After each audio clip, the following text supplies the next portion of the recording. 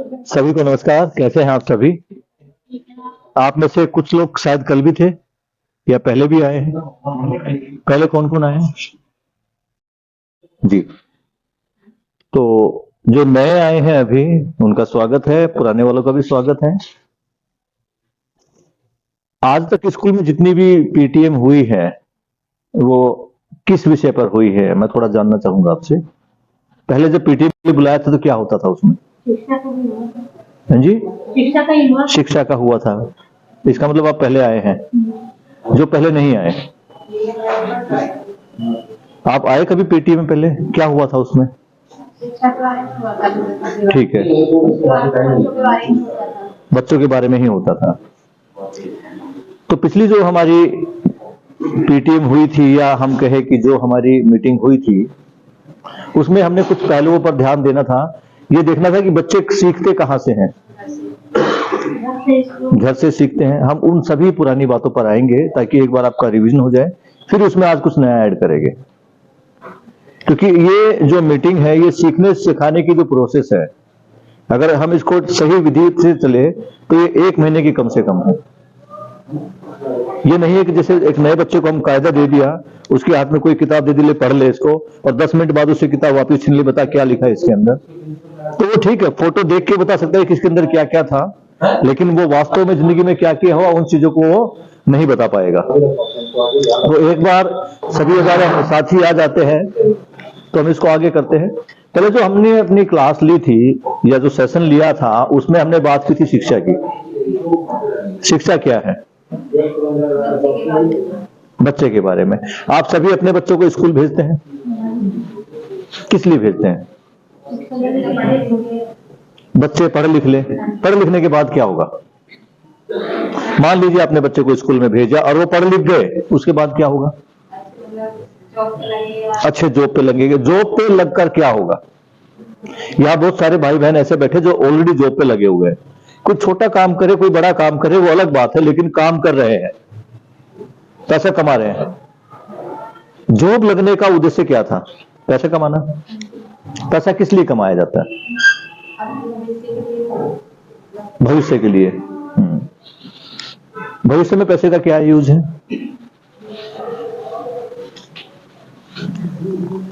यहां मैं थोड़ा सा उस कंटेंट को खोलना चाहूंगा जो शायद आप लोगों के लिए अभी नहीं था, लेकिन उसमें एक पॉइंट आएगा जिसके लिए, उसको समझाने के लिए वो पॉइंट मुझे खोलना पड़ेगा। पहले मुझे जांचना कि मैं हूं क्या। जितनी हमारी हाय हाय आज मची हुई, वो किसके लिए? पैसे के लिए।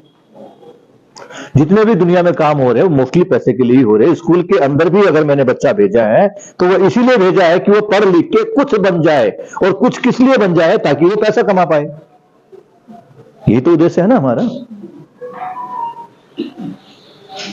सेवा भाव में क्या रहेगा? आपको लगता है कि आपका बच्चा पढ़ने लिखने के बाद सेवा भाव आपके प्रति रहेगा, बढ़ेगा या कम हो जाएगा? क्या लगता है आज के परिवेश में, जो आजकल का माहौल चल रहा है, उसमें आपको क्या लगता है कि स्कूल में आकर जब बच्चा मेरा पढ़ लिख के बाहर निकलेगा तो क्या वो मेरी सेवा करेगा? चलिए मैं आपसे एक बात पूछता हूं। आप सभी स्कूलों में गए हैं, स्कूलों में नहीं गए तो कभी किसी के साथ स्कूल में गए होंगे, और वहां जो स्कूल की जो दीवारें हैं, बोर्ड है, उनके ऊपर लिखा रहता था सदा झूठ बोलो।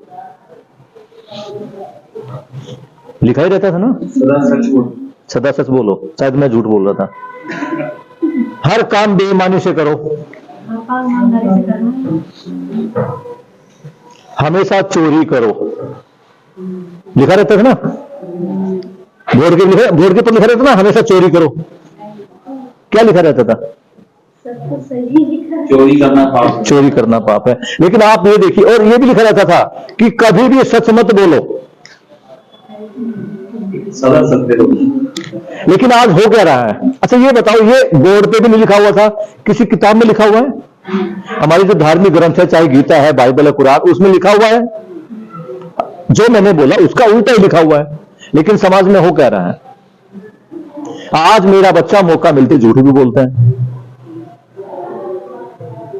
छोटी ही सही चोरी भी कर लेता होगा शायद, जिसका हमें नहीं पता होगा। चाहे वो किसी बच्चे की पेंसिल बगैर पूछे उठा ले, वो भी चोरी है। बगैर पूछे अगर मैं आपसे कोई सामान आपका उठा लेता हूं तो वो चोरी ही है। और ईमानदारी से हम अपना काम कितना करते हैं वो हमें सबको पता ही है, उस पर तो प्रकाश डालने की जरूरत नहीं है। चाहे हम सरकारी नौकरी पर हो, चाहे आप प्राइवेट नौकरी पर हो, चाहे आप कुछ भी काम करते हो, हम कितनी ईमानदारी से काम करते हैं ये तो हमें पता ही है। सर वहीं पर रख के घुमाते रहो उसको, बनेगा। जब किताबों में लिखा भी नहीं है, किसी ने पढ़ाया भी नहीं है, या आपने अपने बेटे को ये सारी शिक्षा दी हो, तो फिर शिक्षा आई कहां से? जो पिछला हमारी जो सेशन था उसमें बताया गया था कि बच्चा सीखता कहां से है। मां बाप से सीखता है, परिवार से सीखता है, स्कूल में आकर अपने अध्यापकों से सीखता है, अपने आसपास के वातावरण से सीखता है, और भौगोलिक जो दशाएं हैं उनसे सीखता है। अब ये तो सीधी बात है कि ये जो शिक्षा है जिसकी अभी मैं बात कर रहा था, ये मां बाप ने तो दी नहीं है, परिवार के सदस्यों ने भी नहीं दी है, टीचर्स ने भी दी है नहीं दी है। आई कहां से? ये आई है हमारे व्यवहार से। हम बात करते थे शिक्षा की। शिक्षा क्या है पहले जानना पड़ेगा, शिक्षा क्या है। हमारे व्यवहार में जो मेरा आचरण है, अगर उसमें कोई पॉजिटिव चेंज आता है तो वो शिक्षा है। अगर मैं अपने स्कूल को बच्चे को स्कूल में भेजा और मेरा बच्चा कुछ गलत काम सीख रहा है तो वो शिक्षा नहीं है। वो यहां पर आकर टीचर से बदतमीजी करता है तो आपकी घर की एजुकेशन भी फेल, परिवार की एजुकेशन भी फेल, और स्कूल की एजुकेशन भी फेल ही है। तो अब आई बात आगे की, सीखता कहां से। एक परमानेंट मार्कर आता है जिससे इस बोर्ड के ऊपर लिखा गया है, मिटता नहीं है ना। एक ही ऐसा मार्कर टेम्परेरी जिसको मिटा सकते हैं। आप सभी देखिए एक बार ध्यान से अपने माथे पर, भगवान ने यहां कुछ लिख के भेजा परमानेंट मार्कर से कि ये निकम्मा है, ये आज्ञाकारी है, ये ईमानदार है, ये चोर है, ये पुलिस है। लिखा किसी के माथे पे? देख लीजिए थोड़ा लिखा होता, नहीं लिखा। फिर हमें कैसे पता लग जाता है कि इन भाई साहब का आचरण तो बहुत अच्छा है, इन बहनों का व्यवहार बेकार है, उस बहन का आचरण बहुत बढ़िया है, वो भाई बिल्कुल मेरी बात मान लेता है, वो आज्ञाकारी है, वो ईमानदार है। कहां लिखा है ये? हम कैसे पहचानते हैं? और एक चीज है, जो हमारा व्यवहार है इसी से हमारा कैरेक्टर बनता है। मैं आपको सभी को भैया बहन ये कह के संबोधित कर रहा हूं, तो आप मेरा कैरेक्टर कैसा बनाएंगे वो आपके हाथ में है। इसी के अलावा अगर मैं आपसे बदतमीजी से बात करता हूं तो वहां भी मेरा एक कैरेक्टर बनता है। वो कैरेक्टर कैसा बनता है वो आप सबको पता ही है। तो मेरा जो व्यवहार है, ये मेरा व्यवहार ही, मेरा आचरण ही मेरा कैरेक्टर बनाता है। इस बात से आप सहमत है सभी? तो घर में बच्चों के सामने जो हमारा कैरेक्टर बना, हमने कहा नहीं कि चोरी करो, हमने कभी नहीं कहा बच्चों की आप आपस में झगड़ो, लेकिन फिर भी झगड़ रहे हैं। तो सीखा कहां से? सीखा हमारे खुद के कैरेक्टर से। ये बातें हम रिवाइज करें अपने पिछले वाले सेशन की, आगे सेशन पे भी आएंगे। तो ये बातें जब हमने उनको कही नहीं और वो हमारी बातों को कहे बिना हमसे, हमें देखकर सीख रहे हैं, तो हमारा आचरण है, हमारा कैरेक्टर है। हम अपने बच्चों को कहते भी तुझे बड़ा होकर माता पिता की सेवा करनी है, और वो देख रहा है कि मैं अपने पापा से कैसे बोल रहा हूं, तो उसे भी शायद इतना पता है कि अब बचपन में मैं हूं तो मुझे अपने पापा से डरना है, अपने पापा से दबना है, लेकिन जब बड़ा हो जाऊंगा तो मुझे भी पापा से ऐसे ही बात करनी है जैसे मेरे पापा कर रहे हैं। घर में 2 भाई बहन है, या 2 भाई है या 2 बहनें हैं, 2 या 3 से ज्यादा बच्चे आजकल है नहीं। अब उनको बोलते भाई आपको प्यार से रहना है, लड़ना नहीं है, तुम सगे भाई बहन हो, तुम्हारे बीच में झगड़ा नहीं होना चाहिए। लेकिन हम अपने छोटे भाई से क्या करते हैं, अपनी छोटी बहन से क्या करते हैं? तो बच्चे कहां से सीख रहे हैं? उसको पता चल गया है कि सदा सच बोलो, केवल किताबों में या स्कूल की दीवारों पर ही लिखा होता है, बोलना तो हमें झूठ ही है। प्यार से रहना ये सब धर्म की बातें हैं, कर्म की बातें, तो हमें लड़ाई करके रहना है। क्योंकि वो अपने माता पिता को, अपने टीचर्स को, अपने रिश्तेदारों को, अपने आसपास के समाज को, मोबाइल टीवी को देखता है। और वहां क्या दिखाई देते हैं? केवल झगड़े, दरारे, झूठ बोलना। और आजकल तो जो फिल्में भी आ रही है ना, पहले जो फिल्में बनती थी उसमें नायक होता था हीरो, वो अच्छे काम करता था, वो सच भी बोलता था, वो ईमानदारी से अपना पात्र भी निभाता था, ईमानदारी से जिस वो पात्र में है वो सारी, चाहे राम का पात्र देख लो आप, उसमें क्या थी? सब तरह की ईमानदारियां थी, सत्य थी। लेकिन आज क्या दिखाया जाता है फिल्मों में? आप दूसरे को मारो, पीटो, लड़कियों के साथ दुर्व्यवहार करो, आप हीरो हो। पिछले सेशन में मेरे भाई ने बताया था कि आजकल जो बच्चों की हीरो है वो भी चेंज होते आ रहे हैं। रिलीजन वो ये सब देख रहा है। और एक बात मैं फिर थोड़ा स्वीकार करता हूं कि हो सकता है कि आपके परिवार का वातावरण बिल्कुल बहुत अच्छा है, आप बड़े भाई से छोटे भाई से नहीं झगड़ते, आप पत्नी से नहीं झगड़ते, आप पति से नहीं झगड़ते, आप बिल्कुल प्यार से रहते हैं, सदा सच बोलते हैं। लेकिन स्कूल में जब वो आता है बच्चा आपका, तो वहां अलग अलग वातावरण के बच्चे हैं। कोई जहांगीरपुरी से है, कोई भलसवा से है, ये कोई विदेश नहीं है, लेकिन उनके आसपास का जो एटमॉस्फेयर है वो थोड़ा थोड़ा अलग है। उस परिवेश की बातें उसके अंदर आती है। फिर आपका बच्चा रोड के ऊपर चलता है, रोड के ऊपर वो स्मोकिंग करते हुए देखता है, लड़के लड़कियों को हाथ में लेके बातें करते देखता है, और भी कई बदतमीजियां देखता है, कुछ गलत देखता है, वो वहां से भी सीख रहा है। अब मुझे अपने बच्चे के साथ ऐसा क्या करना है कि मेरा बच्चा, जैसे फोन होता है ना, एक फोन तो सिंपल फोन है, पानी में गिर गया खराब है, एक दूसरा फोन आता है वाटर प्रूफ है, उसको पानी में डाल दो, 10 मिनट बाद निकालो फोन, ओके। तो मैं अपने बच्चे को वाटर प्रूफ कैसे बनाऊं कि बाहर के आसपास का जो वातावरण है इसका प्रभाव उसके ऊपर ना पड़े। सुविधा बहन कहां है? मार्कर एग्जाम रूम से ले लीजिए आप, कोई बात नहीं, नॉर्मल मार्कर उनके मिल जाएगा। अब हमें देखना क्या है? पिछले सेशन में जब हमने बात की थी रिश्तों, शिक्षा की कहां कहां से मिलती है, आज हम बातें करेंगे रिश्तों की। अगर हम हैप्पीनेस की बात करें या जीवन विद्या की कंटेंट की बात करें या अपनी जिंदगी में झांक कर देखें, तो हमें केवल पूरी सृष्टि में 7 तरह के रिश्ते दिखाई देते हैं जो संबंध हमारे बीच में है। आप एक चीज बता दें, एक मैंने शब्द यूज किया संबंध, कहने को मेरे और आपके बीच में कोई संबंध नहीं है, लेकिन अगर जाना जाए तो मेरा इस कमरे में जो उपस्थित है हर व्यक्ति, हर वस्तु के साथ एक संबंध है, मुझे उस संबंध को पहचानना है।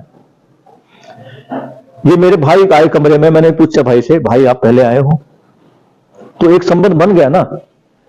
मानवता का तो है, मानवता का भी है, मानवता के संबंध को भी हम छोड़ देते हैं एक समय के लिए, एक संबंध हमारे बीच में भाई भाई का तो हो ही गया है। टीचर का और पेरेंट्स का भी एक संबंध हो गया है। इस कुर्सी पर आप जो बैठे ना, इस कुर्सी पर से भी आपका एक संबंध है। जिस फर्श पे आप बैठे हैं, जिस जूता आपने पहना है, जो हर वस्तु के साथ हमारा संबंध है, केवल उसको पहचानने की जरूरत है। जो वो हर चीज जो मेरे सुख सुविधा में, मेरी अच्छाई में मेरे साथ है, पूरी प्रकृति के साथ मेरा संबंध है। इस हवा के साथ मेरा संबंध है, बाहर जो रोड पे ट्रक चल रहा है उससे भी मेरा संबंध है, क्योंकि वो भी मुझे कहीं ना कहीं प्रभावित करता है, चाहे उसका शोर हो, चाहे उसका धुआं हो, या उसकी सुविधा हो जिसमें सामान रख के मेरे घर तक पहुंचता है। तो इन हर चीजों के साथ मेरा संबंध है ही। लेकिन यहां हम बात करेंगे उन संबंधों की जिनको हम मानव होने के नाते पहचानते हैं या देखते हैं। तो कुछ देर पहले मैंने आपसे एक प्रश्न किया था कि आगे अगर हम बढ़े तो उससे पहले हम ये जांच ले कि मैं खुद में क्या हूं। ये बहुत जानना जरूरी है। तो एक छोटे सा प्रैक्टिकल मैं आप लोगों से करवा रहा हूं। एक बार एक भाई तो मेरे सामने खड़ा, आके एक बहन, एक भाई, आप आ जाइए भाई साहब, खड़े 2 मिनट के लिए, आपको कुछ नहीं करना, ना कुछ बोलना है, केवल आपको देखना है। आप आइए, मेरी बहन आप आ जाइए। बाकी सभी लोग 2 मिनट के लिए अपनी आंखें बंद कर ले। मेरे कुछ सवाल हो गए, जिस सवाल पे आपका जवाब हां है, केवल हाथ खड़ा करना है, नहीं है तो हाथ नीचे रखना है। आंखें बंद कर लीजिए आप 2 मिनट के लिए। देखना नहीं, वो आपकी ईमानदारी है। हम बच्चों से ईमानदारी चाहते हैं ना, हम देखते हैं कि मां बाप की कितनी ईमानदारी है। आपको उनको देखना है, कुछ बताना नहीं, कुछ बोलना नहीं। कितने लोग मानते हैं कि मैं मानव हूं, यानी इंसान हूं? जो मानते हैं हाथ खड़ा कर ले कि मैं मानव हूं, मैं इंसान हूं, हाथ खड़ा कर ले। जब तक ना कहा जाए हाथ नीचे ना करे। हाथ नीचे कर ले। मैं जो मानव हूं, इस मानव के दो हिस्से हैं, एक शरीर है, एक आत्मा है। कौन मानता है कि मेरे अंदर जो है, मैं एक आदमी हूं, मैं एक शरीर हूं और इसमें एक आत्मा भी है? ठीक है। कितने लोग ये मानते हैं कि मैं हमेशा हमेशा खुश रहना चाहता हूं? बहुत बढ़िया। रहना अभी चाहने की बात है। कितने आदमी हैं जो चाहते हैं कि हम खुश रहना चाहते हैं? ठीक है, अब आगे बढ़ते हैं। मैं किसी को जानबूझकर परेशान नहीं करना चाहता। ठीक है। मैं सबको खुश ही रखना चाहता हूं। बहुत बढ़िया बात है। अब थोड़ा सा हम परिवर्तन करेंगे। मेरे आजू बाजू में, गली मोहल्ले में, घर में, रिश्तेदारी में जितने भी आदमी हैं, वो भी व्यक्ति मानव ही है। कौन लोग मानते हैं? ठीक है। जैसे मैं हमेशा खुश रहना चाहता हूं, वो भी खुश रहना ही चाहते हैं। जैसे मैं किसी को परेशान नहीं करना चाहता, वो भी किसी को परेशान नहीं करना चाहते। कितना लोग मानते हैं? मैं किसी को जानबूझकर परेशान नहीं करता, वो लोग भी किसी को जानबूझकर परेशान नहीं करते। कितने लोग मानते हैं कि मेरे घर में, रिश्तेदारी में, परिवार में जो लोग हैं, वो जानबूझकर मुझे परेशान नहीं करते? किस किस को लगता है? बहुत बढ़िया। आंखें खोल लीजिए। आपके जवाब भी मेरे ख्याल से ऐसे ही थे। रिजल्ट बता देते हैं। जब बात अपने पर थी ना कि मैं जानबूझकर परेशान नहीं करता, मैं जानबूझकर गलती नहीं करता, तो सभी के हाथ मोस्टली के उठे हुए थे। लेकिन जब बात यह आई कि दूसरा भी मुझे जानबूझकर परेशान नहीं करना चाहता, तो कुछ लोगों के हाथ नीचे थे, कुछ के ऊपर थे। जब बात अपने ऊपर आती है कि मैं ठीक हूं, मैं हर मामले में ठीक हूं, मैं इंसान हूं, दूसरा भी इंसान है, मैं भी खुश रहना चाहता हूं, वो भी खुश रहना चाहता है, मैं जानबूझकर परेशान किसी को नहीं करता, ओके। लेकिन दूसरे के ऊपर जब बात आती है, तो आधे हमारे बीच मन में शंका चलती है, ऐसे ही ना। और आसपास में देखते हैं, ये शंका जो है, ये शंका ही झगड़े के डर है, जो जड़ है वो है। हम सबको लगता है कि मैंने अपने भाइयों के साथ, अपने माता पिता के साथ, अपने बच्चों के साथ, अपने रिश्तेदारों के साथ सदा अच्छा ही किया है, लगता है ना। लेकिन मेरे साथ अच्छा हुआ है क्या? ऐसे कितने लोग हैं जो आजकल रिश्तों से परेशान हैं, चाहे बहन का है, चाहे भाई का है। हमें ये लगता है कि उसने हमारा शोषण किया है। मोस्टली लोग हैं, जबकि मैंने उनका शोषण नहीं किया, ये सब मानते हैं। अगर उन्हीं भाई बहनों को, आपके पूरे परिवार के सदस्यों को, मान लो 50 सदस्य है, संबंधों में, रिश्तेदारी में 100 आदमी है, 100 के 100 को इकट्ठा कर दे, तो उनका जवाब यही रहेगा कि हम जानबूझ के किसी को परेशान नहीं करते। वो क्या है कि हम भी खुश रहना चाहते हैं, बस उसके खुश रहने का तरीका अलग है। एक फौजी जो है, वो फौज में जाके खुश है, देश की सेवा करके खुश है। एक आतंकवादी जो है, वो कहीं पर बम फोड़ के खुश है। खुश तो सभी रहना चाहते हैं, बस उनके खुशी का जो पैमाना है वो अलग अलग है। आगे बढ़ते हैं। हम उस टाइम जब बात की थी हमने पिछली बार, तो हम स्कूल में और घर पे दोनों की बात की। अब हम घर की तरफ चलते हैं, संबंधों की बात करते हैं। पिछला रहने देना मेरी बहन, ठीक ना? हाँ ठीक है, ठीक है। हम संबंध की बात करते थे। हमारे बीच में जो सबसे पहला संबंध देखा जाता है, वो होता है माता पिता का और पुत्र पुत्री का संबंध। आप एक बात तो जानते होंगे, आप मार्केट में जाते हैं ना, आप आलू वाले के पास जाइए, ठीक है? आलू वाला होता है ना, जो आलू बेचता है, उसको बोलिए मुझे घर में गाड़ने वाली कीले दे दो, वो देगा आपको? नहीं देगा। अब मैं हार्डवेयर की दुकान पे जाता हूं, जहां कील या पेंट का सामान मिलता है, और उसको कहता हूं 2 किलो टमाटर दे दे, वो देगा मुझे? ठीक है। गुब्बारे वाले के पास जाता हूं और कहता गुब्बारे दे दे, वो देगा नहीं देगा? तो एक बात तो है, इससे एक सूत्र निकल के आता है कि जिसके पास जो होता है वही बांटता है, वही देता है। मेरे पास खुशियां है, मैं खुशियां बांटूंगा। आज मैं घर से लड़के आया हूं, मेरा दिमाग खराब है, मेरा मूड खराब है, तो मुझसे क्या दुख ही निकलेगा। पेड़ पौधे आपने लगाए भी है, आसपास में लगे हुए देखते हैं, कभी करेले के पेड़ पे करेले के अलावा कुछ लगा हुआ देखा? कभी आम लग गया है उस पे? और आम के पेड़ पे, गुलाब जामुन के पेड़ पे, गुलाब जामुन का पेड़ नहीं होता। मतलब ये मान गए हैं कि जिसके पास जो होगा वही बांटेगा। अब हमें अपने बेटे को, अपने बेटी को, अपने संबंधों को, अपने रिश्तेदारों को क्या देना है? अच्छा देना है, तभी उनसे मुझे अच्छा मिलेगा। मैं अपनी इस बहन को बहन बोलता हूं, जितनी भी लड़कियां हैं, औरतें हैं, मैं उनको सबको बहनें ही बोलता, अपने घर वाली को छोड़ के सबको बहन ही बोलता हूं। मैं बहन या बेटी दो ही शब्द निकलते हैं, मुझे नहीं लगता कि इससे पवित्र रिश्ता कोई हो सकता है। तो मुझे बदले में क्या मिलता है? मेरे स्कूल में एक अकाउंट में लड़की बैठती है, उससे मिलकर मुझे बड़ी खुशी होती है।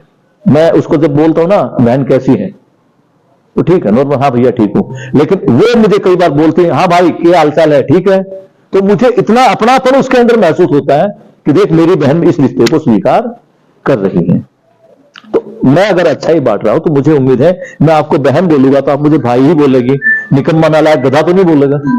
बस यही चीजें देखनी है हमें। देखना है रिश्ते, संबंध, और उन संबंधों में संबोधन।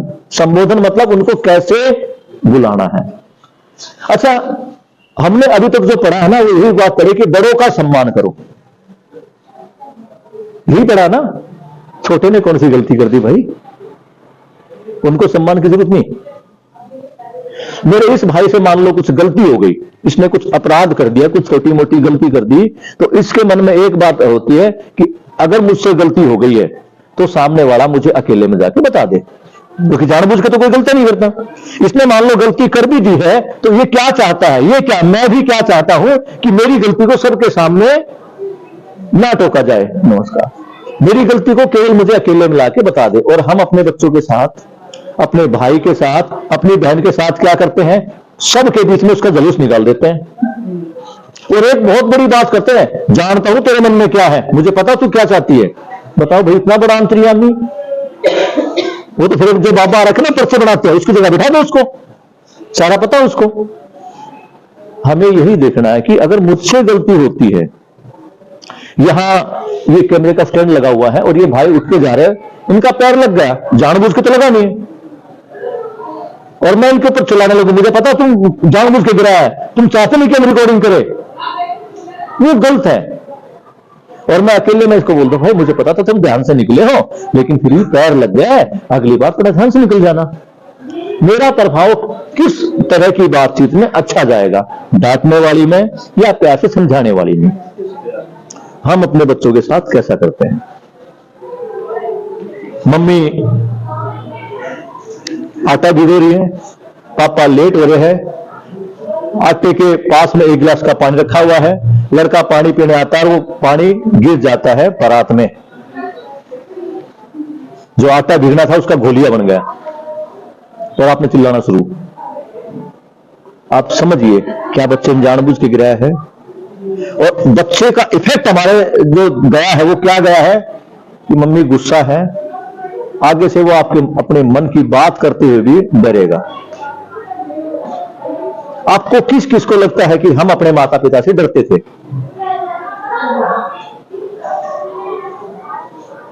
और क्या हमारे बच्चे डरते हैं?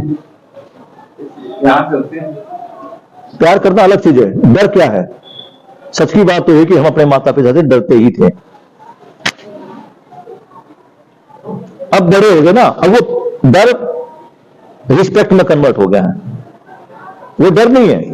अगर मेरे माता पिता मुझे डांट रहे हैं और मैं चुपचाप उनकी बातें सुन रहा हूं, वो डर नहीं है, वो इज्जत है, वो सम्मान है जो मैं उनको दे रहा हूं। नहीं तो आप खुद देखते होंगे कि पिताजी तो बेचारा दुबला पतला मेरे जैसा है और बेटा 6 फुट का हो गया, क्या वो डरेगा? सोचिए आप। नहीं, वो केवल सम्मान कर रहा है। उस सम्मान का बदला हमें सम्मान से ही देना चाहिए। हम संबंधों की बात करते हैं, हमारा माता पिता और पुत्र पुत्री का संबंध है। आप में से कितने ऐसे बच्चे हैं जो पेरेंट्स हैं जो ये चाहते हैं कि मेरा बेटा मुझे मम्मी जी, पापा जी कह के बुलाए। कितने पेरेंट्स ऐसे हैं जो चाहते हैं कि सुबह जब मेरा बच्चा उठे तो बोले गुड मॉर्निंग पापा जी। जब स्कूल से मैं शाम को मैं ऑफिस से घर आऊं तो मेरा बच्चा आके मेरे पैर छुए, पापा नमस्ते, पापा जी कैसे हैं आप। चाहते हैं ना? मैं भी चाहता हूं। इसके लिए हमें क्या करना पड़ेगा कि माता जी पिताजी के साथ हमने उनको शब्द देना पड़ेगा, बेटा जी, बेटी जी। मैंने बताया ना, आम के पेड़ पर आम ही उगेंगे, आप उनको जी कहना शुरू कीजिए। हमने कई बार देखा कि जब हम घर में होते थे, रिश्तेदार आते थे और हम शर्म की मारे नमस्ते नहीं कर पाते थे, तो पता हुआ खुद कहते थे बेटा जी नमस्ते, क्या हाल चाल है, और हम शर्मिंदा हो जाते थे, अंकल जी नमस्ते, सर अंकल जी ध्यान नहीं दिया। तो जब हम अपने बच्चों को जी कहकर बोलेंगे, भाई सम्मान का अधिकार तो सबको है, आप चाहे छोटे भाई हो या बड़े भाई हो, हर भाई बहन को सम्मान का अधिकार है, तो आप उसको सम्मान देना शुरू कर दीजिए, आज से देना शुरू कर दीजिए। आज हम बीज लगाएंगे तो हो सकता है 1 महीने बाद वो भी हमें पापा जी और मम्मी जी कहने लगे। और बिल्कुल प्रेशर मत डालिए बच्चों पर। हम क्या करते हैं, मैं भाई साहब के घर पे चले गया, इनका बेटा मुझे जानता ही नहीं, और ये उसके जाकर लख दे देंगे, पैर छू अंकल के। कमाल है यार। हम किसके पैर छूते? जिनको जानते हैं। जो हमें जानते ही नहीं उनके पैर छूना, उसने आकर अगर अंकल जी ने नमस्ते ही कर दिया, वो बहुत बड़ा उपकार है हमारे ऊपर भी, कि कम से कम वो इतनी बात समझ गया है। तो ये चीज हम करेंगे कि उनको भी हम बेटा जी बेटी जी, और जो हमारे मम्मी पापा हैं, जो हमारे बड़े हैं, उनके साथ हम जी लगा के संबोधन, ए पुष्पा, ए गीता, ए सविता, ए रमेश, ये बंद, रमेश जी, पुष्पा बहन, इस टाइप के अगर हम संबोधन हम खुद करेंगे तो बच्चे वहां से हमारे को देखकर उनमें भी कुछ अच्छा करने की ललक उठेगी। अगर हमारे पास भाई बहन का है, भाई जी, भैया जी, दीदी जी, बहन जी, इन शब्दों का हम कर सकते हैं इस्तेमाल, और करना भी चाहिए। और उनको भी सिखाओ, भाई भले ही एक तेरा छोटा भाई बहन है, भैया जी कह के बोल, दीदी जी कह के बोल, बड़े वाले तू भी इसको जी कह के बोल। इस टाइप का जब हम प्रेशर डालें, ये तो अच्छा प्रेशर है ना, ये कोई गलत प्रेशर तो नहीं है। आपको लगता है डालना चाहिए बच्चों को ऐसा प्रेशर? लेकिन हमारे व्यवहार में भी। अब अगला संबंध है मित्र मित्र संबंध। वैसे मैं तो मेरा अपना पर्सनली मामला है, बाकी सबकी अपनी अपनी है। मित्र संबंध, मित्र क्या होता है? जिससे सब कुछ शेयर कर पाए। शेयर करने के बाद आप मेरे मित्र हो। आज हम दोनों के बीच में धर्मवीर वाला प्रेम है। ऐसे आपने मुझे अपनी पारिवारिक बातें भी शेयर की, हम करते हैं दोस्तों के साथ, सहेलियों के साथ, आपने भी मुझे की। कल हमारा किसी बात पे झगड़ा हो गया और आप दोनों पड़ोसी आपकी लगती आपस में, और मैं कल आपकी इसके पास गया और वो सारी बातें इसके साथ शेयर कर दी। कितना अच्छा मित्र है मेरा। और आमतौर पर ऐसी बातें हो ही जाती है। जब तक हमारे विचार, जब तक मेरे इस बहन के साथ विचार मिल रहे हैं, ये बहन बहुत बढ़िया, मैं बहुत बढ़िया, लेकिन जैसे ही हमारे संबंध विच्छेद हुए, हम आपस में एक दूसरे की काट करना शुरू कर देते हैं। ये मानव प्रवृत्ति बन चुकी है। हो सकता है कि आप इस चीज से सहमत ना हो, लेकिन मुझे लगता है। लेकिन अगर दोस्ती में, संबंधों में मैंने हमेशा अच्छाई की है, दूसरे की बुराई की ही नहीं, तो मेरा दोस्त किसी के पास जाके बैठ जाए, मुझे कोई डर नहीं है। इसलिए मेरा जो मानना, और मैं जो आपके बच्चों को भी सिखाता हूं, और आप भी सीखिए, आज आप पहला मौका मेरे साथ मिला है। दोस्त अगर कोई है तो वो हमारे घर में ही है। लड़की के लिए सबसे अच्छी दोस्त उसकी मां है, उससे अच्छी दोस्त कोई हो ही नहीं सकती। लड़के के लिए भी मां दोस्त है। पिता से थोड़ा डर का संबंध रहता है, लेकिन पिता भी अच्छा दोस्त हो सकता है। और ये वो दोस्त है जो कभी भी मन मुटाव होने पर भी, झगड़ा होने पर भी, हमारी प्राइवेट बातों को दूसरों के साथ शेयर नहीं करेंगे। मैं हर लड़की को ये समझाता हूं, मां मेरी बहन, तेरी सबसे जो अच्छी दोस्त है मां है। अब ये बताओ, घर में मां है, बाप है, लेकिन फिर भी बच्चा बाहर दोस्त क्यों ढूंढ रहा है? नहीं, विश्वास के लिए। हमारा शुरू से वातावरण ही ऐसा बन गया है कि बच्चा, हमसे डरने लगा, हमारे और बच्चे के बीच में गैप आना है शुरू हो गया। मुझे भी ये बात समझ में आई, मेरी बड़ी बच्ची तो बड़ी हो चुकी है, उसके साथ मैं दोस्तीपूर्ण व्यवहार ना कर पाऊं, मेरी वाइफ तो करती है, मैं ना कर पाऊं, थोड़ा डर का माहौल है। लेकिन जो मेरे छोटे बच्चे हैं ना, मैं उनको ऐसे लेकर चलता हूं, हाँ भाई बिल्कुल आ। क्यों? क्योंकि मुझे उनके अंदर विश्वास पैदा करना है, ताकि तुम्हारा बाप हमेशा तुम्हारे साथ है। तुम स्कूल की बातें शायद मेरा लड़का मेरे पास आता, मुझे अब वो छोटा ही है, 9 साल, 9.5 साल, 10 साल का होगा, वो मुझसे सारी बातें शेयर करता है। स्कूल की बात की, पापा दीदी आज ये कर रही थी, मैं शिकायत नहीं, पापा शिकायत नहीं कर रहा, मैं आपको बता रहा हूं दीदी आज ऐसा कर रही थी, ठीक है। तो एक विश्वास जमा ना, हमारे बच्चे घर में छोटे ही है। आज हम ये बात हम चौथी पांचवी के साथ क्यों कर रहे हैं? क्योंकि मुझे पता चौथी, मेरा बच्चा भी 4th क्लास में है, बड़े बच्चे ने ग्रेजुएशन कर ली है, लेकिन मुझे पता है कि 4th क्लास के साथ हम ये प्रैक्टिकल कर सकते हैं। वो पौधा छोटा है, उसमें अगर हम अच्छी खाद डालना शुरू कर देंगे, अच्छे संस्कारों की खाद डालना शुरू कर देंगे, तो वो हमारे दोस्त बन जाएंगे और उसे बाहर दोस्त ढूंढने की जरूरत नहीं पड़ेगी। ठीक है, कुछ दोस्त बहुत अच्छे भी होते हैं, दुख सुख में काम भी आते हैं, लेकिन वही बात है, सब एक जैसे नहीं होते। अगला संबंध है गुरु और शिष्य का संबंध।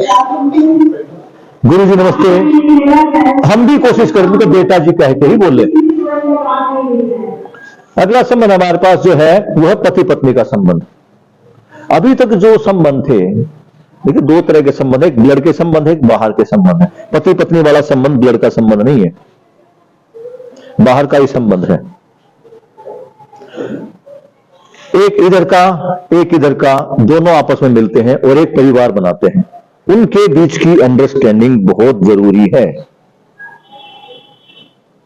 पहले जो पुराने वाला समय था, हमारे पिताजी वाला, माताजी वाला, उसमें ए जी, सुनते हो जी, सुनिए जी, ये कह के बोलते थे। श्रीमान जी, श्रीमती जी, लाला जी, या कुछ और नाम प्यार से वो रख देते थे, लेकिन उसमें जी जरूर शामिल होता था। आज थोड़ा सा परिवेश चेंज हो गया है, आज हम नाम लेके बोलते हैं एक दूसरे का। ठीक है, कोई दिक्कत नहीं, परिवेश के साथ हम चेंज हो रहे, लेकिन नाम के साथ भी अगर हम जी लगा ले तो कितना अच्छा हो। ये मेरी बहनें जो बैठी हैं, इनको भी इज्जत चाहिए। ये अपने माँ बाप का घर छोड़ के हमारे पास आती है, और इनको अगर इज्जत ना मिले तो क्या फायदा। और हमेशा ये समझा जाता है कि भाई औरतों का तो हमेशा शोषण ही हुआ है, ना तो वो इस घर की ना वो इस घर की, बल्कि होना ये चाहिए कि ये जो बहनें हैं ये दोनों घर की शान है। जब इज्जत की बात होती है ना, कोई बहन से कुछ गलती हो जाए तो क्या कहते हैं कि 2 घरों की इज्जत खराब कर दी। और जब बात आती हक की, तो उसका ना तो पति के घर पे हक है, ना मायके में उसको कुछ हक मिलता है। तो ये समझा जाता है कि शोषित नहीं। आप आगे बढ़ रहे हैं, आपका विकास हो रहा है। आज वो समय आ गया है कि भाई और बहन एक साथ बैठे हुए हैं, समाज में तो आ रही है। लेकिन अब हम जब संबंधों की तरफ आते हैं तो हमें भी एक दूसरे को सम्मान देना पड़ेगा। और आपकी शादी को 10-5 साल तो हो गए होंगे, किसी को 10 भी हो गए होंगे, 15 भी हो गए होंगे। आप लक्की हो, आप दुनिया के सबसे भाग्यशाली इंसानों में से हैं कि पति पत्नी एक साथ रह रहे हैं, उनके कोर्ट में झगड़े नहीं है। क्योंकि अब जो शादियां हो रही है, 80% से ज्यादा जो शादियां है वो टूट रही है, कोर्ट में जा रही है, थाने में जा रही है। तो हम लकी हैं आप इन भाइयों का, जो आपके हस्बैंड है, और जो हमारी बहनें घर पे हैं, जो आपकी पत्नी है, उनको भाई साहब धन्यवाद दो कि इतने अच्छे संस्कारों वाले लोग हमें मिले हैं। और ऐसे संस्कार हमें अपने बच्चों में रोपित करने हैं। आगे बढ़ते हैं हम पति पत्नी संबंध के बाद साथी सहयोगी संबंध। आज तक हम ऑफिस में, फैक्ट्री में क्या संबंध समझ रहे थे? मालिक का और नौकर का। स्कूल में क्या है? प्रिंसिपल साहब है और हम टीचर हैं। अगर इसको हम साथी सहयोगी समझ ले, मकान जो मालिक है वो साथी है हमारा। वो साथी किस लिए है? क्योंकि हमारे को तनख्वाह दे रहा है, टाइम पर नहीं हमारे को छुट्टी दे रहा है, तो हमारा साथी है। और उसके हम सहयोगी है, हम उसके काम में विकास कर रहे हैं। उसकी फैक्ट्री में हम प्रोडक्शन देके उसकी फैक्ट्री का विकास कर रहे हैं। हम स्कूल को आगे लेके जा रहे हैं। किसके नेतृत्व में? प्रिंसिपल साहब के नेतृत्व में। ये जो साथी सहयोगी का संबंध, इसमें भी अगर हम सम्मान देना शुरू कर दें, मालिक के साथ प्यार से बात करें। मैं भले ही रिक्शा चला रहा हूं, जो मेरे पास कस्टमर आ रहा है ना चढ़ने, वो मेरा कस्टमर है। ग्राहक क्या बोलते थे? भगवान का रूप होता है उसको। भाई साहब आइए बैठिए, अरे नहीं जाना, कोई बात नहीं भाई साहब मत जाइए, बैठिए। अगर हम प्यार से बात करते हैं तो साथी सहयोगी जो हमारा संबंध है वो भी आगे होगा। प्रिंसिपल साहब, आपके घर में कितने कितने बच्चे होते हैं? 1 2 3 4। आज किसी परिवार में 5 बच्चे होना तो इम्पॉसिबल सा है। मेरी बहन, आप 2 बच्चों को संभाल पाती ढंग से? सही बताना, वही है ना, संभाल पाते हो ढंग से? नहीं दोनों इकट्ठा जाते हैं ना, लड़ाई करते हैं। हाँ, आप संभाल पाते हैं? आप संभाल पाते होगे क्योंकि हमारे पास ये अधिकार दिया है, एक मार दिया और संभल के बैठ गए। तो मेरे बच्चे लेकिन इस एक का उनकी मनोदशा पर क्या असर पड़ता वो भी देखना पड़ेगा। स्कूल में एक टीचर के पास 50 बच्चे तो कम से कम होते हैं, और आपके किसी बच्चे ने कुछ हरकत कर दी। अब मान लो वो 2 सहेलियां बात कर रही है, मैंने उनको देख लिया, लेकिन ये भूल गया कि इनकी बात का कारण वो तीसरे वाली है, और मैं जाके उनको फटाफट खाया, चटाचट 4 लगा दिए। मेरी गलती तो नहीं है ना? मैंने क्या देखा? इनको मैंने शरारत करते हुए देखा, उसको नहीं देख पाया, क्योंकि जब मेरा मुंह उधर उसका मुंह उधर बिल्कुल ठीक हो गया, बैठ चुकी थी, मैंने इनको पकड़ लिया झगड़ते हुए, इनको पीट दिया। इस टाइप की गलती आप घर में हो जाती है, होती होगी ना, कि भाई लड़के की जो है वो बड़े लड़के की गलती है, छोटे वालों को पीट दिया। शरारत लड़की ने की है, पीट मैंने लड़के को दिया। इस टाइप की हरकतें होती है ना घर में। तो जो टीचर है जिसके पास 50 बच्चे हैं, आप 2 बच्चों को टॉलरेट नहीं कर पाते, यहाँ 50 बच्चों को, प्रिंसिपल साहब पूरे 2500 बच्चों को टॉलरेट कर रहे हैं। आप बच्चे जो मैडम से डरते हैं, और डराना तो हमें बिल्कुल नहीं है, हम ना तो कोई भूत पिशाच है, ना कोई राक्षस है जो उनके सामने खड़े हो गए, ना काली माता जी का खड़े हो गए और वो हमसे डर गए। हम बिल्कुल ऐसा नहीं करेंगे भाई, हम यहाँ प्यार बांटने आए, हम आपके बच्चों को प्यार देंगे। तो नहीं है। उस प्यार को देते समय अगर किसी टीचर्स ने किसी बच्चे को डांट दिया गुस्से में आके, या ज्यादा परेशान होकर एक थप्पड़ भी रख दिया, तो आप ये ना समझे कि मेरे बेटे को मारा है। पहले तो ये देख ले कि हमारे घर में जो संतान है, मुझे नहीं लगता कि जो मेरा बेटा है वो मेरी संपत्ति नहीं लगता, क्योंकि वो पूरे समाज की संपत्ति है। जब मेरा बच्चा एक अच्छा डॉक्टर बनता है तो वो पूरे समाज के काम आएगा। आपका बच्चा एक अच्छा वकील बनता है तो वो पूरे समाज के काम आएगा। आपका बच्चा एक अच्छा टीचर बनता है तो पूरे समाज के पास आएगा। हो सकता है मेरे बच्चे भी उसके पास पढ़ने जाए, या मेरे बच्चों के बच्चे उसके पास पढ़ने जाए, क्योंकि हमारा और आपका समय तो बीत रहा है, हम तो मौत के निकट जा रहे हैं। अब जो आने वाली पीढ़ी तो वही है, हमें उन्हीं को प्यार से रहना सिखाना है।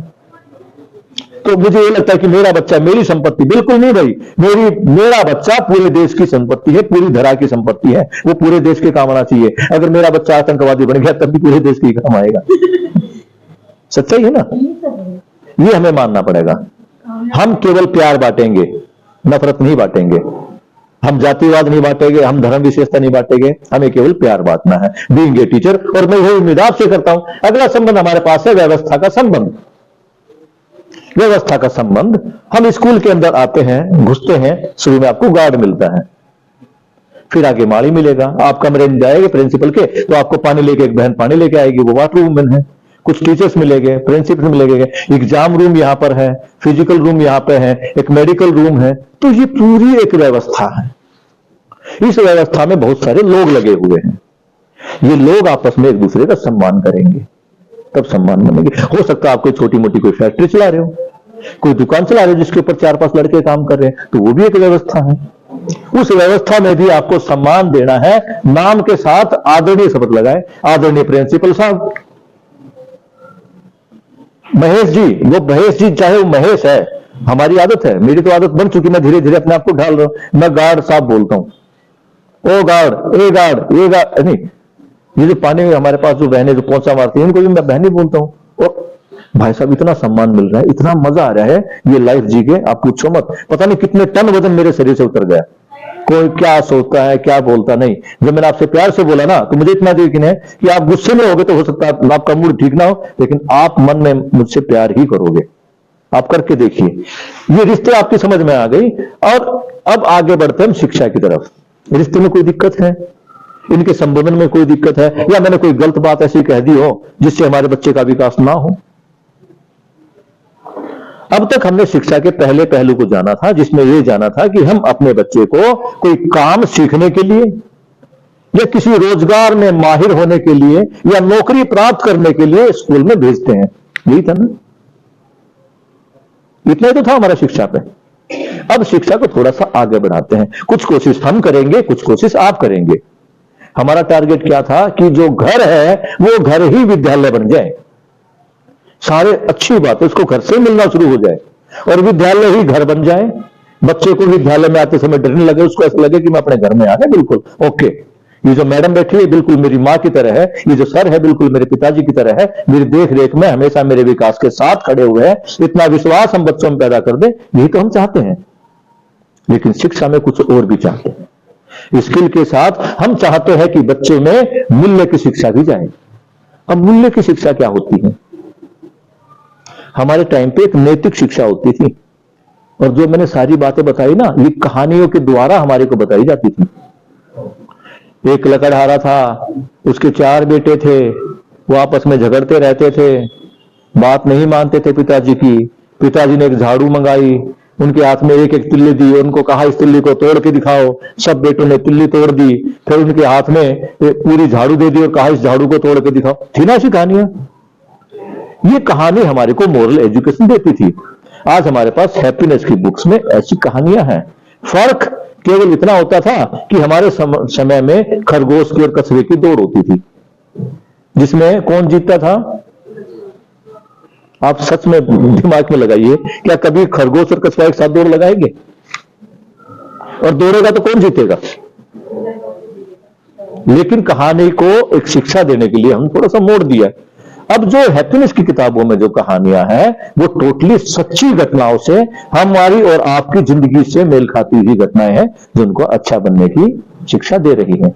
लेकिन ये शिक्षा किताबों की जगह, मैंने कहा ना किताबों में तो बहुत सारी बात लिखी है, लेकिन हम सीख उससे उल्टा रहे थे। तो हमने क्या करना पड़ेगा? अपने आचरण में, अपने खुद के आचरण में ये चीजें ढालनी पड़ेगी। सबसे पहला जो मूल्य है वो कौन सा है? विश्वास। विश्वास से आप क्या समझते हैं? हम कहते हैं ना मुझे इस पर बहुत विश्वास है। वो विश्वास है क्या चीज? क्या लगता है बहन, आपको अपने भाई पे विश्वास है? वो क्या है विश्वास? क्या चीज है विश्वास? जो भी करेगा अच्छा करेगा। तुम्हारे साथ जो भी कुछ करेगा वो अच्छा करेगा, इनके लिए विश्वास यह है। आपके लिए विश्वास क्या है मेरे भाई? मतलब मैं एक तरह का भरोसा, वही बात है कि उसकी बात की वो कभी मेरे साथ बुरा नहीं करेगा, बुरा नहीं करेगा, यही विश्वास है।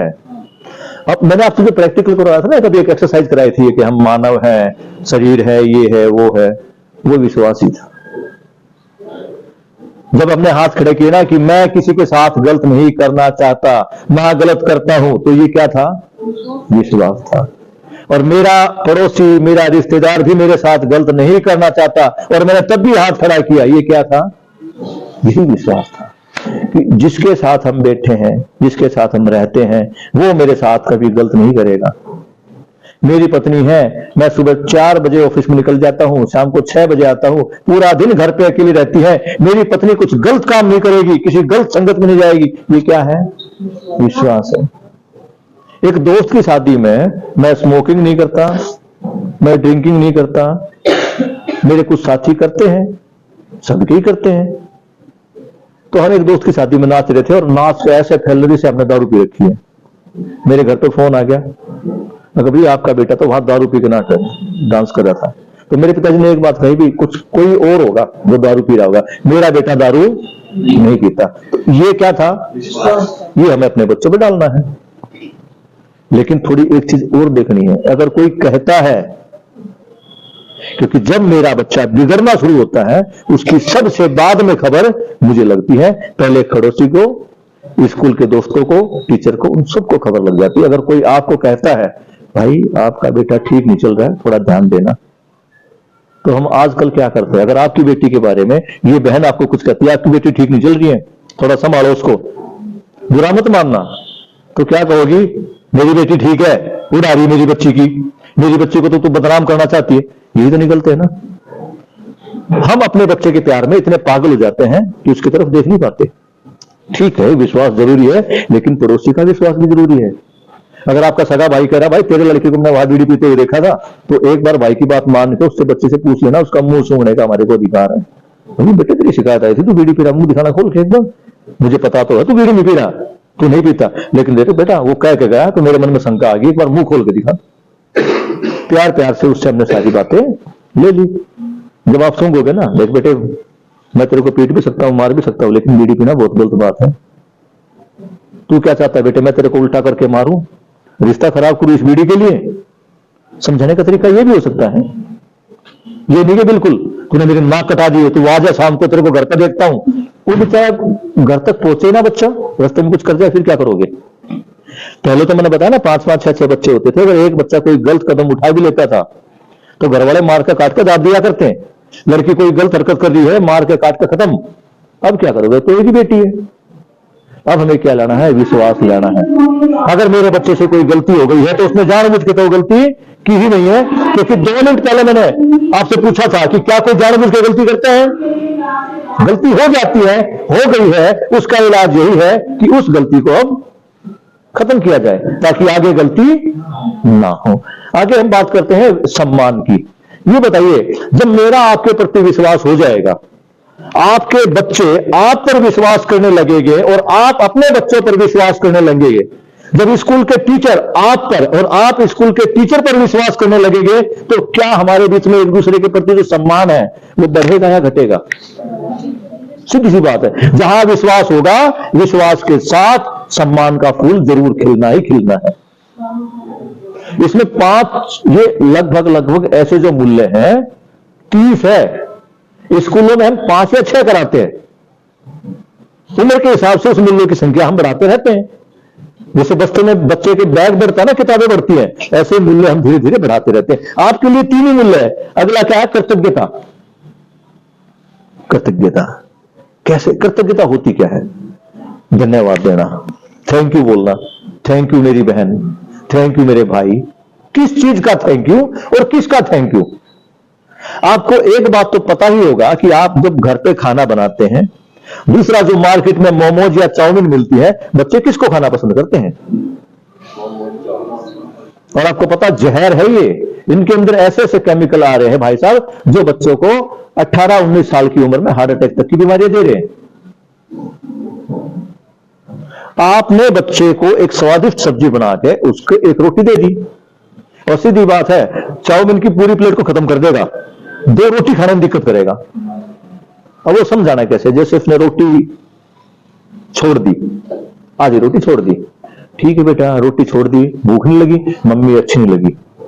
तो पहले तो एक बात देखनी है कि भोजन अच्छा या बुरा नहीं होता। भोजन तो हमेशा अच्छा ही होता है, क्योंकि वो हमारे को ऊर्जा देता है, हमारा पोषण करता है। हाँ, ये हो सकता है कि भोजन मेरे स्वाद के अनुसार ना।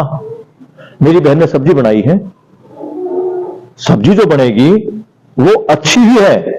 हाँ, नमक या मिर्च मेरे स्वाद के अकॉर्डिंग ना हो तो मुझे वो ठीक नहीं लगती।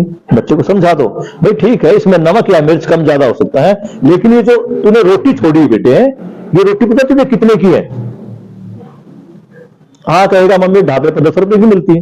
नहीं बेटा, ये रोटी 10 रुपए की नहीं है। आपने रोटी के मूल्य को देखा जो हमने वहां दुकान पे दी है? आप ये देखो रोटी आई कहां से है। और बच्चा क्या कहेगा? मैं आटे से बनी। आटा कहां मिलता है? दुकान पे मिलता है। दुकान पे कहां से आया भाई? वो मिल से आया। मिल में कहां से आया? ताकि वो चक्की है ना, वो चक्की ने पीस दिया। किसको पीसा? गेहूं को। गेहूं कहां से आया? खेत में किसने उगाया?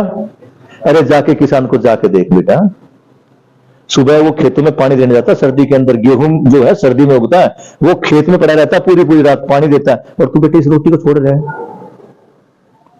तू बेटे रोटी का अपमान नहीं कर रहा, तू उन 20 लोगों का अपमान, 50 लोगों का अपमान कर रहा है जिसने इस रोटी को तेरी थाली में लाकर रखा है। और बेटे मैंने तेरे को ये शिक्षा तो दी नहीं थी कि तू किसी को, तू चाहता कोई बेटा मेरी इंसल्ट करे या कोई तेरी इंसल्ट करे, बच्चा क्या बोलेगा? नहीं, तो बेटा रोटी खा।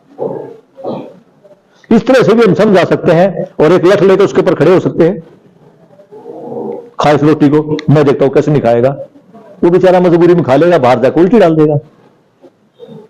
दबाव ठीक चीजों का बनाना है और ठीक तरीके से बनाना है। ये पहले वाली बातें कह के भी मैंने उसके ऊपर दबाव बनाया।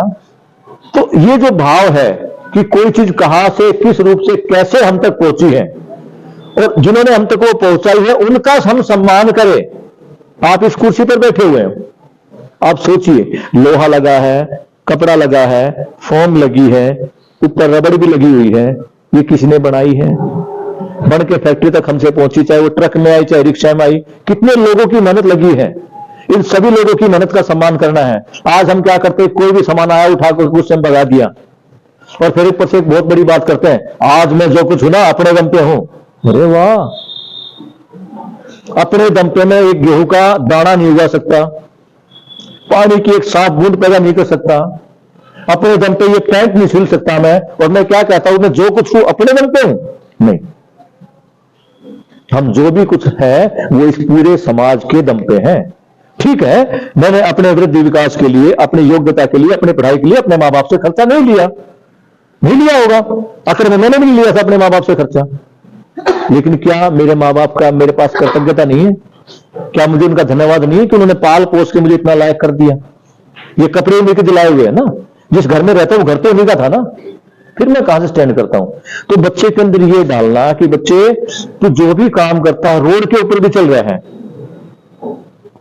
रोड बनाने वालों का, पंखा बनाने वालों का, ये तस्वीरें बनाने वालों का, गेट बनाने वालों का, घर में टीवी बनाने वालों का, इनका सबका सम्मान करो।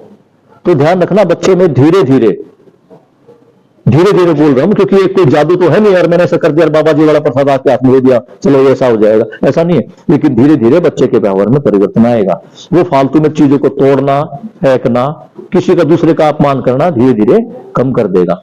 आगे जब हम बढ़ते बात मूल्य शिक्षा की, हमने पहले क्या बताया था? स्किल की शिक्षा, रोजगार की शिक्षा स्कूलों में मिल रही है। हम क्या देना चाहते हैं? मूल्य शिक्षा। कहां से मिलेगी? परिवारों से। आप शुरुआत कीजिए, हम आपके साथ हैं। हम यहां स्कूलों में हमने शुरू कर दिया है, ये मूल्य शिक्षा हमने स्कूल में शुरू कर दी है, आप घर में भी शुरू कीजिए। कम से कम 2 वातावरण, जो स्टार्टिंग के 3 वातावरण थे, घर, परिवार और टीचर, ये 3 सॉलिड हो जाएंगे ना, तो हमारा बच्चा 50% वाटर प्रूफ हो गया। तो इसके ऊपर समाज का ऐसा असर नहीं पड़ेगा, दोस्तों का गलत असर नहीं पड़ेगा। अगला है चरित्र शिक्षा। अब चरित्र शिक्षा देनी, कैरेक्टर किससे बनता था? हमारे व्यवहार से। मेरा व्यवहार, मेरा आचरण ही मेरा चरित्र है। बेटा तू जैसा कर रहा है ना वैसा तेरा कैरेक्टर बन रहा है। तू झूठ बोल रहा है तो तेरा झूठे का कैरेक्टर बन रहा है, तो चोरी कर रहा है तो तेरा चोर का कैरेक्टर बन रहा है, तो सबकी हेल्प कर रहा है, सबसे प्यार से बोल रहा है, तो तेरा कैरेक्टर कुछ और बन रहा है। वो मेरा कैरेक्टर है। और मेरे कैरेक्टर में ये 3 बातें हमने शामिल की हैं। पहले धन के प्रति दृष्टिकोण। मैंने आपको स्टार्टिंग में जब बात की थी कि मैं मानव हूं, मेरे 2 रूप है, एक मेरा शरीर और एक मेरा जीवन, आत्मा या मन, जो भी उसको हम कहना चाहें। आप ये बताओ, इस शरीर की कोई वैल्यू है? आज मैं किसी का भाई हूं, किसी का बेटा हूं, किसी का दोस्त हूं, किसी का टीचर हूं, किसी का दोस्त, कुछ भी हूं, और जैसे ही ये आत्मा, ये जीवन मेरे शरीर से निकला, मैं क्या बन गया? मेरे घर वाले सोचते भी हाथ में सोने की गुत्थी फटाफट निकाल लो, चैन पड़ी है उसको निकाल लो, और फिर क्या कहते हैं? देर करो, शाम होने वाली डेड बॉडी को बाहर निकालो, सबको बाहर निकालो। अब पापा कहा गया भाई, उनका भाई कहा गया। तो मेरे अंदर जब तक जो वैल्यू थी वो किसके कारण थी? मेरी आत्मा या मेरे जीवन के कारण थी। अगर मैं इन दोनों को अलग कर देता हूं, ना तो आत्मा की वैल्यू और ना शरीर की वैल्यू, इतना तो हम समझते हैं ना। अब ये जो शरीर है, ये मैंने जैकेट पहनी, किसके लिए पहनी? शरीर के लिए, आत्मा के लिए, है ना? क्यों पहनी? ताकि शरीर को ठंड ना लगे। मैंने जूते पहने और उसके बाद जूते भी अच्छे वाले पहनता हूं, ताकि शरीर को तो आराम मिल रहा है। शरीर को तो मैं अगर इसके ऊपर मोटे वाला कंबल ओढ़ लूंगा तब भी आराम मिल जाएगा, गर्मी, लेकिन मैंने जैकेट पहनी। क्यों पहनी? शरीर की सुख सुविधा को दिखाने के लिए, अपनी धन संपत्ति को दिखाने के लिए। अगर ये जैकेट, इसकी जगह मैं कुछ और पहन लेता, सस्ती पहनता, अगर मैं जाके एक जैकेट लेकर दुकान से सर्दी निपटाने के लिए, तो मैं कुछ भी ले सकता हूं। लेकिन मैं शोरूम में जाके 20,000 की जैकेट खरीदता हूं, 5,000 के जूते खरीदता हूं, तो ये क्या है? हम किसको संवार रहे हैं? हमारी बहनें मेकअप पर लगी रहती है, हमारे भाई भी शादी में जाते बूट सूट पहन के जाते हैं, किसके लिए भाई? शरीर और केवल दिखाने के लिए, अपने शरीर को चमका के दिखाने के लिए, इतना ही। और ये चीजें हम बच्चों में डाल रहे हैं, धन के प्रति दृष्टिकोण। अब ये बताओ, मन को क्या चाहिए? मेरा एक सवाल था कि हम सब सुखी रहना चाहते हैं। सुखी कौन रहना चाहता है? ये मन चाहता है या शरीर चाहता है? तो ये तो 2 चीजें होगी कि दोनों की अलग अलग रिक्वायरमेंट है। जो हमने कहा, हमने बच्चों को स्कूल में भेजा किस लिए? जी नौकरी के लिए। नौकरी किस लिए? पैसा कमाने के लिए। तो ये पैसा कमाना किसकी आवश्यकता थी? लेकिन मैं खुशियां बांटूं, मैं सबका सम्मान करूं, मैं इस बहन को प्यार से बोलता हूं, मैं आपको गले से लगा लेता हूं, आपसे हाथ मिलाता हूं, ये किसकी खुशी है? मन की खुशी। अब हमें चाहिए कौन सी? एक बार थोड़ा फैसला करते हैं, हमें शरीर की खुशी चाहिए या मन की खुशी चाहिए?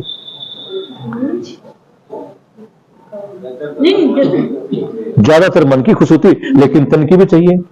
दो चीजें हम बात करते हैं। एक बात करते हैं हम सम्मान की, किस किस को सम्मान चाहिए? ऐसा कौन आदमी जो चाहता जी मेरा सम्मान करो?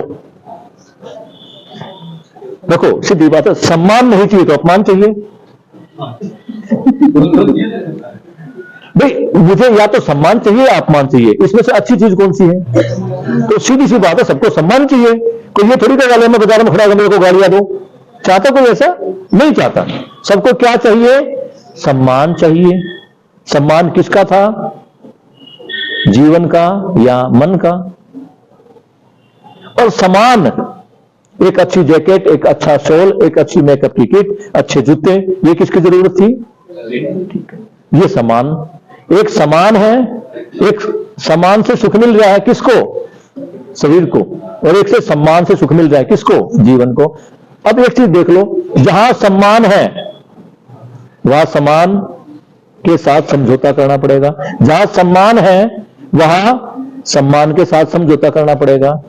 कैसे? जैसे भाई साहब मेरे घर पे आए और कहते भैया मुझे भूख लगी, खाना खिलाओ। अरे क्या करेगा खाना खा के यार, तू मेरा प्यार ले आ जा, सम्मान देता तेरे को मैं। पेट भर जाएगा? नहीं भरेगा। और बहन कहती भाई मुझे इज्जत से बात किया कर, ए ले 500 की गिद्दी पकड़, हो गई इज्जत, और कल से मुझे मुंह मत दिखाना। भाग कैसे? क्या वो खुश रह पाएगी? दोनों का आपस में तालमेल जरूरी है, बैलेंस बना के रखना पड़ेगा। हमारी आज गलती क्या हो रही है? हम किसके पीछे भाग रहे हैं? केवल पैसे के पीछे।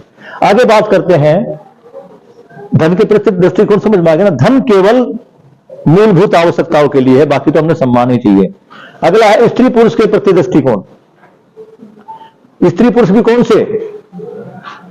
अपने अलावा, मेरी पत्नी के अलावा जो औरतें हैं उनके साथ मेरा कैसा संबंध है?